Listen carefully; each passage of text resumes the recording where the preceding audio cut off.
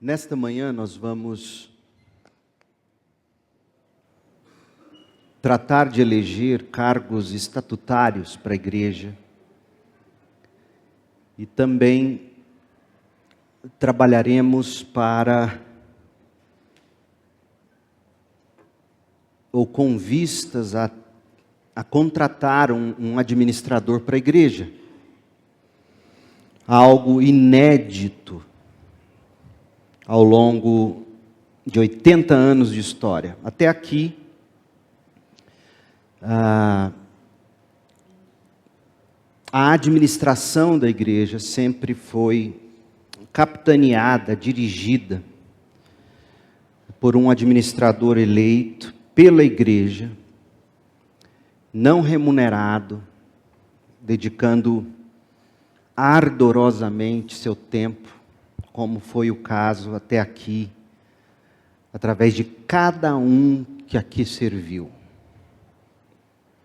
Os dois que me vêm à memória, talvez os dois mais icônicos deste período de serviço administrativo, estou falando do cargo de administração, o que vem para mim na memória é o Jerônimo e o Jaime.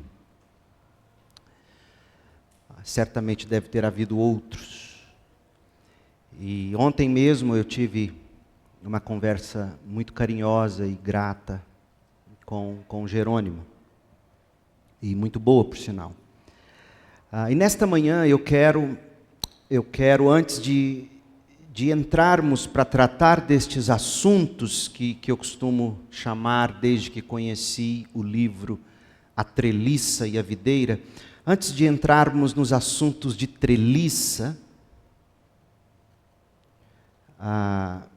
explicando o quanto ela é importante para a videira florescer, até porque o trabalho de uma igreja, o trabalho da nossa igreja, o ministério da nossa igreja é um ministério de videira,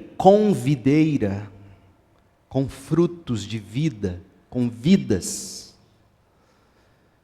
Mas videira nenhuma consegue crescer e produzir se não tiver uma treliça, no mínimo robusta o bastante, para suportar o peso dos grandes cachos de uva que queremos produzir. Portanto, um corpo local, uma igreja local, ela crescerá apenas ao limite de estrutura de videira que ela consegue ir, ou de treliça, que ela consegue ir construindo. E é sobre isso que a gente vai tratar nesta manhã. Eu sei, há visitantes entre nós, é muito bom que eles estejam, porque eles terão a oportunidade de conhecer como é que funciona uma igreja batista, de tradição como a nossa. Numa época onde tantas igrejas e pastores e ministérios funcionam de acordo com o bel prazer do líder, sendo assim, portanto, muito mais católicos romanos do que eles jamais admitiriam, já que são claramente, na prática, um episcopalismo monárquico, esses líderes. Não é o caso da igreja batista, de uma igreja batista como a nossa. Então, nesta manhã eu quero apresentar para você, talvez seja pela abordagem algo totalmente novo. Eu sei que é para os novos na igreja, por mais que tenham vindo velhos de outras igrejas. Mas eu sei também que pode ser algo totalmente novo para os antigos da nossa igreja, a forma de abordagem, ou para alguns, pelo menos. Eu estou envolvido com o meu doutorado, que tem prazo para junho de 2025, ano que vem.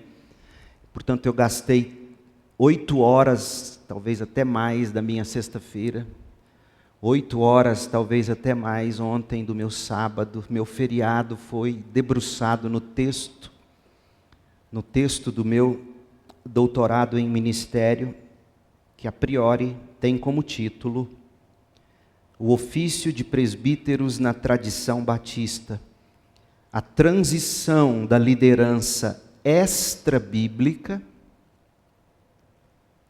não significa necessariamente antibíblica, extra-bíblica, e essa expressão não é minha. Talvez você fique assustado, poxa, igreja, liderança extra-bíblica? Sim, sabe de quem é essa expressão? De ninguém menos que Ebenezer Soares Ferreira,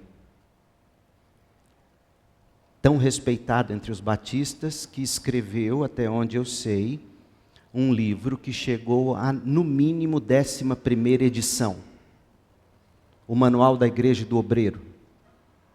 Quantos ouviram falar desse livro, dos antigos? O Manual da Igreja do Obreiro. Tem o Ed, tem o pastor Jailton, tem o pastor Carlos, ninguém mais? Tiago, Júlio, Silmara, o Manual da Igreja do Obreiro. Isso mostra que há pré-históricos entre nós.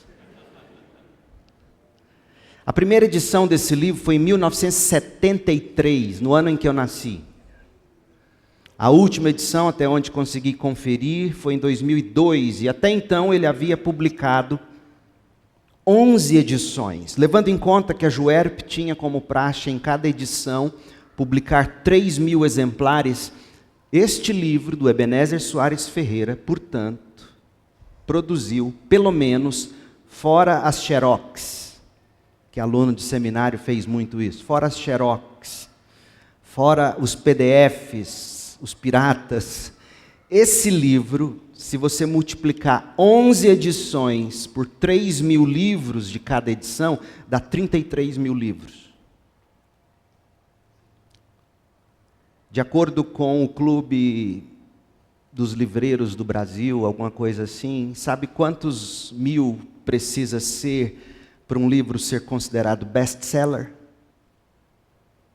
De 5 a 10 mil.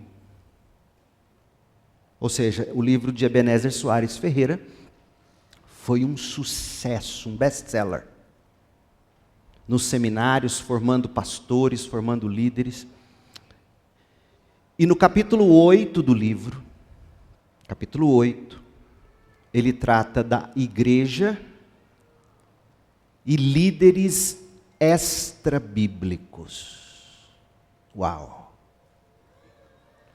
Ou seja, como numa jurisprudência, o que Ebenezer fez foi, ele percebeu que já estava sendo praticado entre os batistas brasileiros e apenas, entre aspas, tornou lei, canonizou. Liderança extra-bíblica. Quem são os líderes extra-bíblicos? Diretor de departamento, tesoureiro, secretário. Curiosamente, esse é o capítulo 8. Curiosamente, no capítulo 7, ele tratou da igreja e seus oficiais, pastores e diáconos. E na categoria abaixo, ele colocou os líderes extra-bíblicos. Ou seja, cada vez mais ao longo da história batista, deixou-se de ver, servindo nas igrejas, os oficiais bíblicos, diáconos e presbíteros, para se ver uma categoria extra-bíblica que não necessariamente é antibíblica. Extra-bíblico não é o mesmo que antibíblico, tá? Algo extra-bíblico pode ser biblicamente permitido. Tá certo? Pois bem, antes de Ebenezer Soares Ferreira, o manual de Igreja Batista, esse talvez você nunca tenha pegado na mão, foi de W.C. Taylor. Manual das Igrejas. Quem conhece? Pastor Carlos. Ninguém mais. W.C. Taylor, 1953. 20 anos antes do manual do pastor Ebenezer. E sabe como é que se tratava em 1953? Isso é livro da Juerp. W.C. Taylor é um nome top entre os batistas brasileiros da história. Sabe como é que se tratava, entre aspas, os cargos da igreja? Ele não usava essa expressão. Ele usava a expressão oficiais. E desse modo, o que se propunha no manual de W.C. Taylor é que, por exemplo, secretários, tesoureiros, moderador da igreja, ou vice-moderador, lembra do nome? A CIB usou durante muitos anos. Vem de W.C. Taylor. O moderador da igreja. Esses cargos, entre aspas, sabe de onde eles saíam? Já que o nome é oficiais, eles saíam da junta diaconal. Diáconos serviam como secretários, tesoureiros e assim por diante. Ou seja, houve um tempo em que os batistas prezaram pela precisão bíblica, ofício. E é isso que eu vou resgatar, de algum modo, ou buscar, na minha tese de doutorado, o ofício de presbítero na tradição batista, a transição da liderança extra-bíblica para a liderança dos oficiais estabelecidos no Novo Testamento.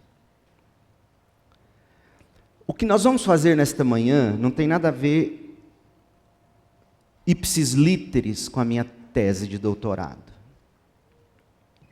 Tem a ver com a necessidade de como uma igreja, para funcionar bem, como é que isso precisa acontecer.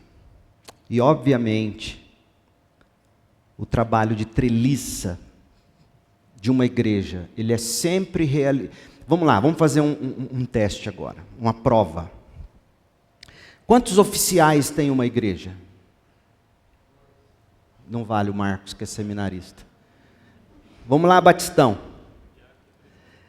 Quantos oficiais tem uma igreja? O número? 2.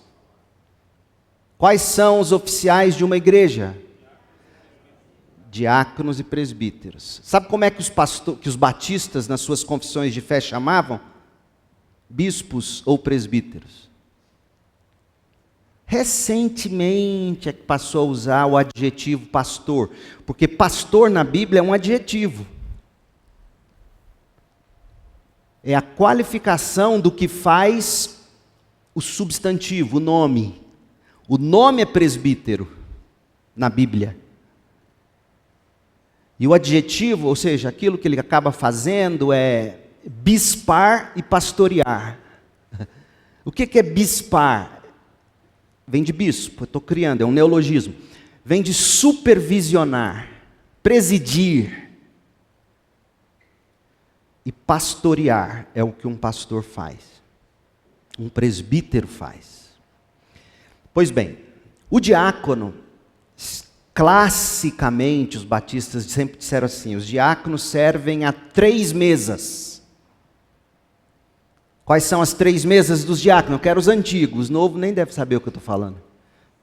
Vamos lá, os antigos, fica em pé um. Você é pastor, você não vale, senta, rapaz.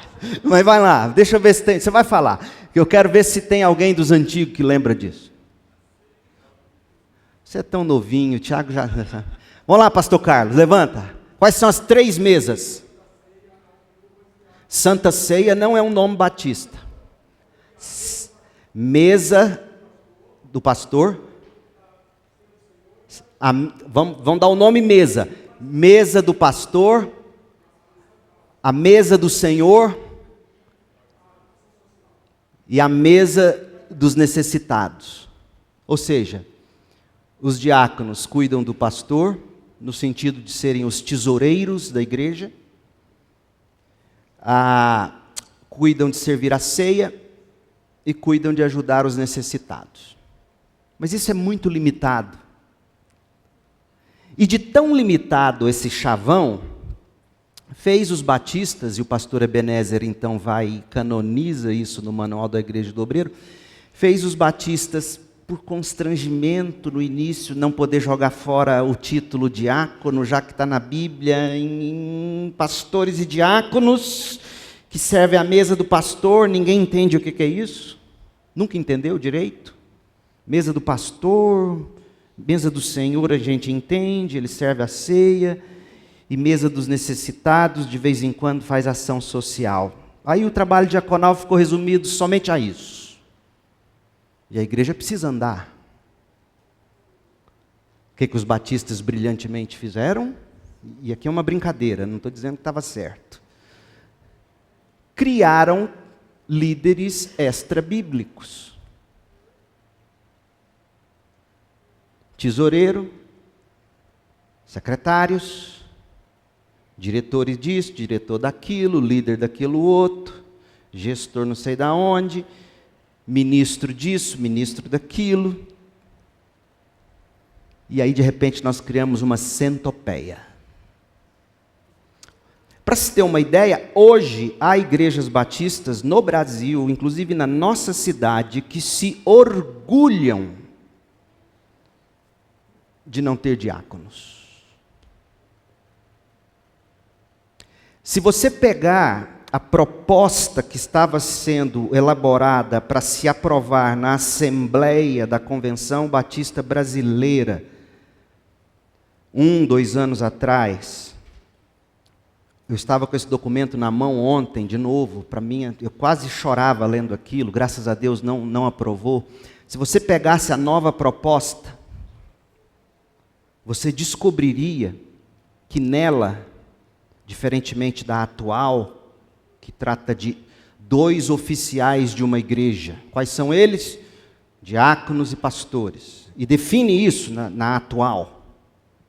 Mas é que se estava propondo como revisada e ampliada, não apareceria mais oficial. Não apareceria mais. Não apareceria mais a palavra pastor. Apareceria a palavra atuação pastoral.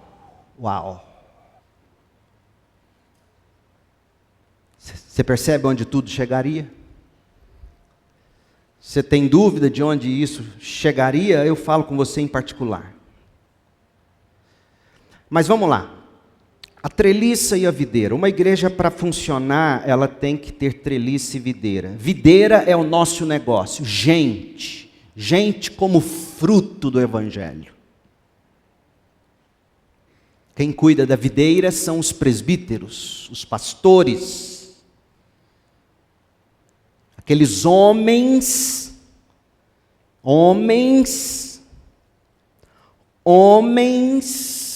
porque é sempre masculino, presbíteros no Novo Testamento. Homens que pastoreiam, que cuidam da igreja, nesse sentido pastoral. Presidem a igreja, como Paulo põe em 1 Timóteo 5,17. Há aqueles que se afadigam na palavra, falando dos presbíteros, no ensino, mas eles também devem presidir bem. Essa função é do presbítero, /pastor, /bispo. Eu sou bispo. Se alguém me chamar de bispo Leandro, não estará infringindo a Bíblia. Presbítero Leandro não estará infringindo a Bíblia. Mas eu prefiro pastor Leandro. Mas eu exerço funções de episcopado, de supervisão. O trabalho de treliça, quem realiza na igreja são diáconos, servos. Aqueles servos sob a supervisão de pastores ou presbíteros. E esses diáconos, por sua vez, supervisionam outros ministérios em andamento, que estão digamos, esses ministérios são liderados por pessoas que não são necessariamente diáconos, mas são supervisionados por eles. E o que é o trabalho de treliça? É tudo o que uma igreja precisa fazer que não envolve o ministério da palavra. Tudo. Do som do culto que nós temos aqui, das projeções, do trabalho de mídia, do trabalho, tudo. Não é só servir mesas. É tudo. E é isso que eu quero tentar desenvolver. Para te mostrar que isso é bíblico, abra comigo em Atos capítulo 6. Vamos à Bíblia agora. E eu quero que você enxergue treliça e videira em Atos capítulo 6, quando a igreja em Jerusalém precisou estabelecer o que se tornou o primeiro grupo de diáconos da igreja, a primeira junta diaconal. E de fato o nome correto nunca foi corpo diaconal, porque o corpo é a igreja. Os diáconos são membros do corpo. Não existe corpo pastoral, não existe corpo diaconal, não existe corpo presbiteral. Existe junta de diáconos, junta de pastores, grupo de diáconos, etc. Então vamos lá. Atos 6, de 1 a 7. À medida que o número de discípulos crescia, foi necessário a treliça. Percebeu? Quanto mais uma igreja cresce, e os membros de uma igreja aqui são denominados de discípulos, porque discípulo é aquele que segue Jesus, e discípulo é aquele que ensina outros também a seguir Jesus. Na medida em que crescia o número, surgiram murmúrios de descontentamento. É natural, é do ser humano, é do pecado em nós. Murmúrios de descontentamento. Quem é que iria resolver o problema do murmúrio? De forma direta, de forma mais envolvida, quem é? A gente já sabe o final da história. Vamos lá? Eu estou só te ajudando a ler o texto, para você enxergar nuances que talvez você não tenha percebido ainda. O problema aqui era o murmúrio, que precisava ser resolvido. Biblicamente, amorosamente resolvido. E quem arregaçaria as mangas, quem colocaria a mão na massa para resolver tal murmúrio de modo mais direto, com contato, não seriam os pastores, ou presbíteros, ou apóstolos. Seriam aqueles que seriam eleitos, portanto, seriam os diáconos. E aqui você já descobre que uma função diaconal principal é ser amortecedor de murmuração, para que o ministério da palavra continue prosperando. Porque olha como é que o texto termina no verso 7. Olha a conclusão desse capítulo, ou melhor, deste parágrafo, dessa perícope. Assim, a mensagem de Deus continuou a se espalhar, e o número de discípulos se multiplicava em Jerusalém, e muitos sacerdotes também se converteram. Ou seja, o murmúrio não resolvido estava impedindo o avanço da mensagem. A conversão de novas pessoas. O avanço da igreja. Murmúrio. Isso tinha que ser resolvido. Como é que se resolveu? E qual era a razão? E qual era o murmúrio? Os judeus de fala grega se queixavam dos de fala hebraica. Vamos tentar contextualizar? Vamos falar de um estado aqui que não tem na igreja, porque senão pode dar problema. os irmãos do Acre, membros da CIB, reclamando que os irmãos goianos, membros da CIB, estavam sendo preteridos. Era isso que estava acontecendo. Os judeus de fala grega se queixavam dos de fala hebraica, dizendo que suas viúvas estavam sendo negligenciadas na distribuição diária do alimento. É daqui que vem que o diácono serve à mesa das viúvas, dos necessitados. Por isso, os 12 convocaram uma reunião, como a gente aqui hoje. Uma reunião, uma assembleia, com todos os discípulos, com toda a igreja. É a igreja quem elege seus líderes. O líder de uma igreja neotestamentária, ele não é autoapontado, e ele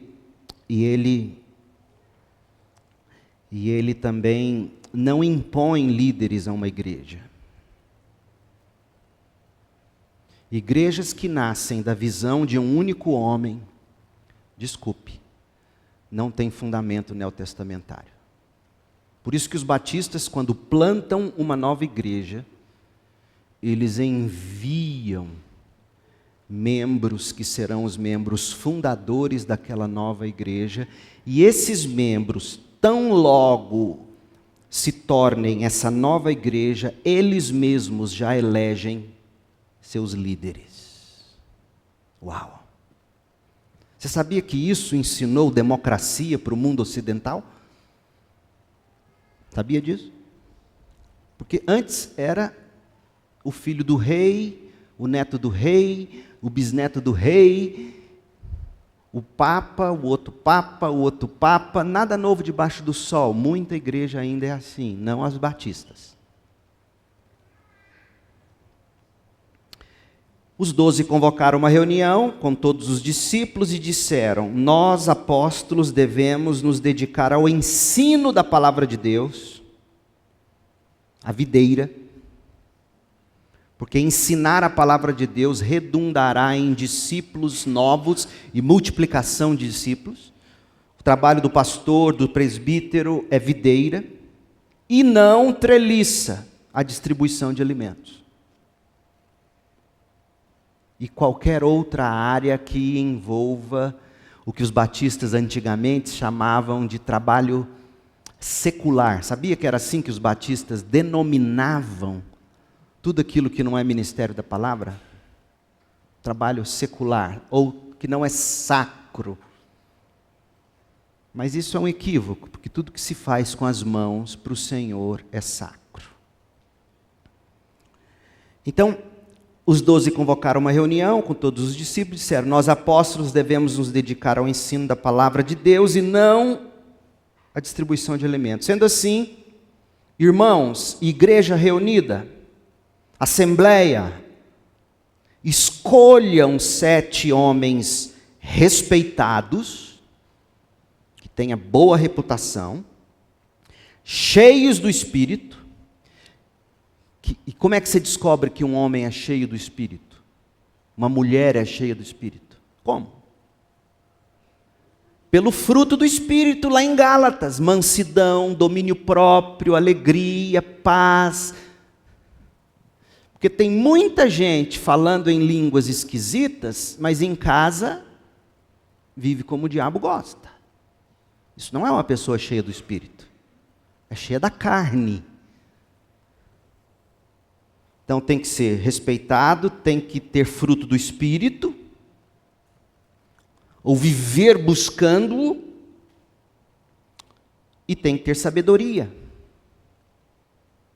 Sabedoria, porque imagina, como é que você vai resolver conflito? Como é que você vai abordar murmuração sem sabedoria?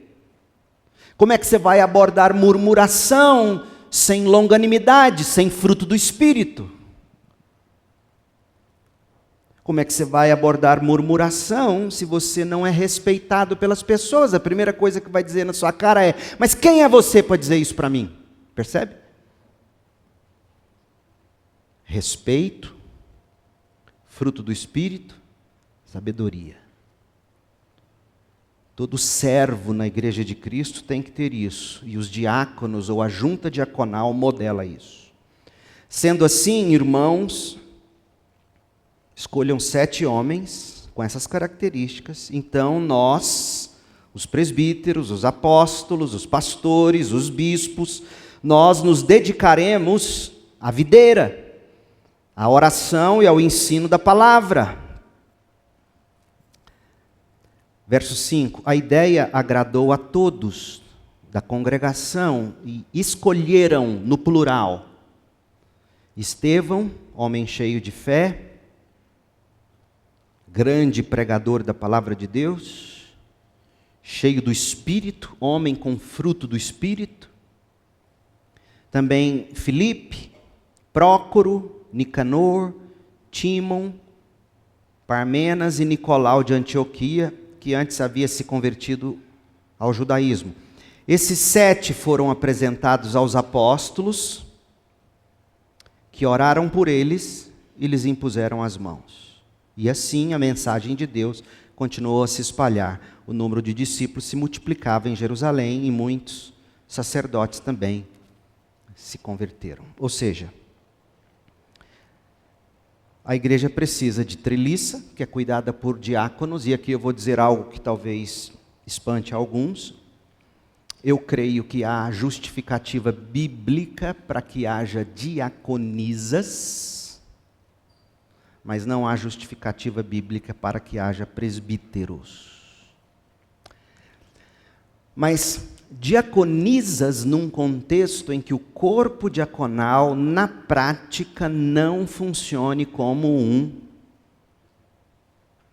corpo presbiterial, que envolva liderança espiritual.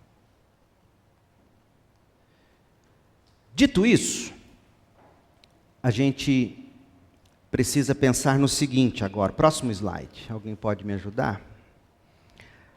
A luta interna que o pastor enfrenta ao lidar com 2 tipos de cuidado. Por isso que a gente precisa da treliça. Veja aqui. As demandas financeiras, estruturais, que sustentam uma igreja, por um lado, isso precisa ser cuidado. Em última instância, quem vai dar conta disso é o presidente da igreja, que, biblicamente falando, será sempre o pastor titular. Ele tem que dar conta disso de algum modo, por um lado. Enquanto, por outro lado, ele anseia estar realizando o ministério da palavra, ensinando, aconselhando, discipulando, visitando, estando face a face com as pessoas. Outra coisa importante, ao longo da história, os grandes pastores e os grandes ministérios, além de tudo isso, se envolveram também com escrita de livros. Spurgeon publicava semanalmente um boletim, que na verdade era um livro, os sermões que ele editava. E eu poderia ficar aqui repetindo inúmeros outros, que sempre encararam também a escrita como um ministério da palavra e pastoral.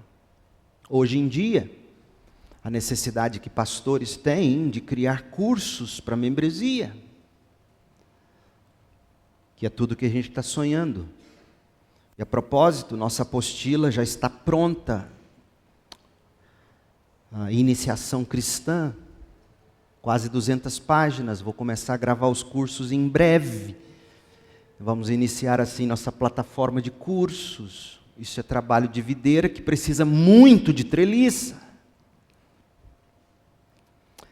Então, veja, existe essa tensão no coração do pastor, a treliça, as coisas e a videira. Como é que se resolve isso? Colin Marshall, no livro A Treliça e Videira, ele escreveu o seguinte: todo ministério cristão é uma combinação de treliça e videira. A gente viu isso em Atos 6. Há o trabalho de videira, a pregação e o ensino da palavra de Deus, acompanhados de oração. Não é isso que os presbíteros devem fazer? Nos dedicaremos à oração e à palavra. para que as pessoas sejam convertidas e cresçam até a maturidade como discípulos de Cristo. Mas se um pastor não tem quem habilmente cuida da treliça, se ele não tem uma junta diaconal, que deveria ser muito mais ampla do que apenas servir a ceia, fazer a introdução, entregar os boletins, não que isso seja menosprezo, pelo contrário, isso é nobre, servir a ceia do Senhor é nobre. Receber novos que estão chegando ali na porta, entregando o boletim com um sorriso no rosto, isso é nobre. A cara dos introdutores da igreja é a cara da igreja naquele momento, para quem está chegando, é nobre. Mas o ministério diaconal é muito mais do que colocar copo d'água para o pastor, isso é nobre. Servir um copo d'água a um desses meus pequeninos, disse o Senhor Jesus. É nobre, mas é mais do que isso. Tem que ser mais do que isso. E é o que a gente está procurando desenvolver. E essa minha ênfase aqui, pelo amor de Deus, meus amados diáconos, não é dizer que vocês não estão fazendo nada. Pelo amor de Deus, eu amo vocês de paixão. Eu tenho o maior respeito por vocês. Mas é que a gente precisa, neste momento, começar a sonhar e planejar uma nova estrutura de treliça ou diaconal. Com calma, com oração, com trabalho. Eu ainda tenho que escrever essa minha tese, eu tenho que entregá-la até junho, daqui até lá eu vou me dedicar com todo o meu empenho, e a partir daí vai nascer novas coisas, juntos nós vamos construir. Então veja, tem o trabalho de videira e há o trabalho de treliça, que é a criação e manutenção das estruturas físicas e organizacionais, bem como dos programas que sustentam o trabalho da videira. O que são esses programas? O calendário da igreja. Isso é um trabalho diaconal e não do pastor titular ou dos presbíteros. O calendário da igreja, as prioridades da igreja, em termos de programações, que visam a deixar portas abertas. Essa semana, a Luciana e o Marcos se sentaram com muito empenho, com muito carinho, e produziram para mim esse documento que eu apresentarei na primeira reunião dos que serão eleitos nesta manhã, planejando o próximo ano, onde cada ministério da igreja deverá trabalhar para ter portas abertas para a chegada de descrentes, para ganharmos para Jesus e batizarmos. Esse ano a gente deve batizar no primeiro domingo de dezembro, Deus permitindo, pelo menos 12, 15 pessoas. Quantas, pastor Jailton? 14, glória a Deus. Mas ano que vem eu desejaria batizar 28, mas o múltiplo de 28 é quanto? 56, e assim, para a glória de Deus. Então, nós vamos trabalhar isso aqui, o planejamento, para termos portas abertas. O nome não é meu, o nome é da Luciana, e eu amei esse nome. Não sei se dela ou do Marcos. Dos dois. Por isso que é bom ter um time. Portas abertas. Aliás, eu e Cris frequentamos uma igreja nos Estados Unidos que se chamava Open Door Baptist Church. Igreja Batista Portas Abertas. Nós vamos ser guiados. É esta igreja que queremos para os próximos 80 anos. Esse é o ano dos 80. Ano que vem é o 81. Então nós estamos sonhando com os próximos 80 e queremos ser uma igreja de portas abertas. Eu preciso de treliça, a igreja precisa de treliça para que a videira cresça. Então, os autores propõem, Colin Marshall e Tony Payne, no livro Treliça e a Videira, os autores perguntam, o trabalho de treliça tomou conta do seu ministério? Muitas vezes toma. Muitas vezes toma. Ele começou a consumir você? Muitas vezes sim, muitas vezes consome os presbíteros ou pastores. Eles afirmam que isso tende a acontecer. E olha o que John Piper escreveu. Eu estava fazendo uma pesquisa, me preparando para esta manhã, e eu fiquei assim, absolutamente abismado positivamente. Olha o que eu encontrei nos documentos sobre um momento da igreja em que John Piper pastoreava. Olha o que eu encontrei. Eu me lembro, Piper dizendo, de uma forma muito pessoal, quando nossa igreja alcançou um certo tamanho. E eu, como pastor titular, estava prestes a ser consumido e sobrecarregado pela videira. Isso coincidiu com uma época em que eles tiveram como igreja que demitiram o ministro de música, na verdade o pianista da igreja, que estava brigando para que a igreja comprasse um órgão, e esse pianista estava tendo casos com mulheres da igreja. E o Piper teve que conduzir a demissão desse homem. Sabe quantas pessoas saíram da igreja seguindo tal homem? Mais de 200 na década de 90. E até hoje, dizem, eu ainda não tive o privilégio, um dia eu quero ir lá, visitar a igreja do John Piper. Até hoje, o lugar que estava preparado para receber o órgão, que eles nunca compraram por causa disso, a igreja decidiu tomar como uma decisão, a seriedade do pecado, o lugar está lá vazio, não se coloca qualquer coisa. E todos que perguntam, por que esse lugar está vazio? Porque quantos anos se passaram? Eles respondem, para que a igreja jamais esqueça a seriedade do pecado. O pecado deixa um vácuo. Então, ele está dizendo que ele ficou sobrecarregado, foi então que pela primeira vez na história da igreja, colocamos em prática a função de um pastor executivo. Isso é bíblico. Não é um administrador qualquer. Tem que ter habilidades administrativas, se possível, formação em gestão e tudo mais. Mas esse homem, ele é uma espécie de presbítero, ele tem uma função, de algum modo, pastoral, ainda que ele não tenha a consagração. Porque ele vai cuidar da treliça, não apenas para garantir fluxo de caixa, rentabilidade, etc., mas para que a videira caminhe. Então veja que Piper e a igreja tiveram a sabedoria de não criar um cargo extra-bíblico,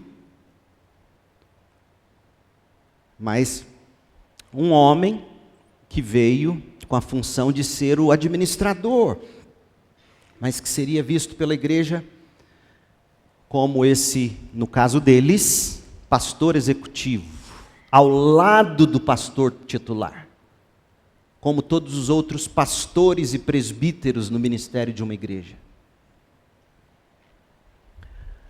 Que resultou, eu diria, em mais 20 anos de prosperidade para a equipe e para a igreja. A treliça proporcionou crescimento.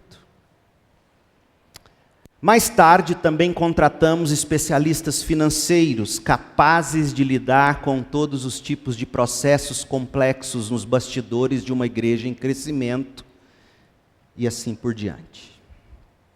Para concluir, e a gente ir para a assembleia, leia comigo isso aqui. Eu me lembro, isso aqui eu já passei. Eu quero apresentar para vocês agora. Todo o ministério cristão, diz Piper, é uma combinação de treliça e videira. Ele leu esse livro, ele ama esse livro, John Piper. Há o trabalho da videira, o atendimento direto e presencial às necessidades das pessoas. E há o trabalho de treliça, a criação e manutenção das estruturas financeiras e organizacionais que sustentam o trabalho da videira. diáconos, presbíteros. Pensando nisso, 4 diretrizes rápidas e a gente vai para a Assembleia. Primeiro, CIB, as diretrizes para os nossos próximos 80 anos. Encarar tanto o trabalho da treliça quanto o trabalho da videira, o trabalho financeiro, estrutural, bem como o planejamento, calendário de atividades, encarar isso. Trabalho de treliça e trabalho da videira, encarar essa mistura de coisas como 2 tipos de amor, 2 formas de cuidar, porque aquelas viúvas sendo atendidas, por mais que fosse um trabalho de treliça, como resultado, seria a prática do amor. Até mesmo aqueles mais executivos dentre nós, precisa ter tato com gente, precisa ter amor. Amor, gente. Amor com gente. Nosso trabalho não é criar, mesmo você da treliça, não é criar planilha e fazer todo mundo correr atrás dela. A gente planeja, a gente trabalha, mas o nosso trabalho é gente. Até quem está na treliça. Segundo, então primeiro é esse, é encarar que tanto a treliça quanto a videira é um trabalho de amor. Segundo, colocar em prática a participação de pessoas talentosas. Esse é o desafio, não é o que nós vamos decidir hoje, não. Esse é o desafio, é o que nós vamos desenvolver. Colocar em prática a participação de pessoas talentosas, diaconia, que sejam realmente competentes no tipo de gestão administrativa que a igreja precisa, para liberar a equipe pastoral, presbíteros, o presbiterato, para se concentrar nos cuidados mais imediatos relacionados à palavra e à oração e às pessoas. É assim que nós vamos planejar a médio prazo. Terceiro, antes disso, olha esse texto. 1 Pedro 4,10. Deus concedeu um dom a cada um e vocês devem usá-lo para servir uns aos outros, fazendo bom uso da múltipla e variada graça divina. Nosso trabalho é servir uns aos outros. Enquanto eu trabalhava, somando tudo, cerca de 16 horas nos últimos 2 dias, ali escrevendo tese, nota de rodapé, tese, cansado, a coluna doendo, de verdade, estou com problema na coluna. Eu ficava pensando, Deus, para que isso? E na minha memória sempre vinha, a hora que isso estiver pronto, e você puder trabalhar isso a médio prazo com a CIB, o fruto disso será muito amor na prática. É assim que você tem que encarar suas planilhas, seus planos. A multiplicidade de dons para manter a viabilidade de uma igreja e seus ministérios é essencial. Próximo. Orar para que Deus levante entre nós ou envie para nós pessoas realmente talentosas para realizar as tarefas especializadas de treliça, de presbiterato ou videira que a igreja vai requerer ou requer. Orar, gente, a gente tem que orar mais. Você tem que colocar isso na sua lista de oração. Uma igreja que sabe ser treliça para ver videira crescendo e vice-versa. E por fim, confiar e ofertar. Próximo. Firmados numa promessa de Deus. Olha o que Paulo escreve. No momento tenho tudo de que preciso e mais. Minhas necessidades foram plenamente supridas pelas contribuições que vocês enviaram por Epafrodito. Elas são um sacrifício de aroma suave, uma oferta aceitável e agradável a Deus. Nós temos que ser uma igreja que dizima mais, gente. Você, jovem, adolescente, de modo muito especial, você tem que prezar por isso. Você precisa encontrar a alegria de contribuir como biblicamente se deve. Na proporção do que você ganha. E na medida em que você vai ganhando mais, você dá mais. Isso é bíblico. E você se agarra para fazer isso na promessa do verso 19. E esse mesmo Deus que cuida de mim, que cuida da CIB, suprirá todas as necessidades por meio das riquezas gloriosas que nos foram dadas em Cristo Jesus. Que Deus nos conceda sabedoria e graça para colocarmos as pessoas e as estruturas necessárias no lugar, permitindo que façamos o que devemos fazer com fé, esperança e amor, e assim vejamos a palavra de Deus prosperar. Não decidiríamos hoje, não decidiríamos sobre essas coisas, não iremos decidir. Eu queria que nesta manhã você tivesse uma visão de onde eu quero chegar.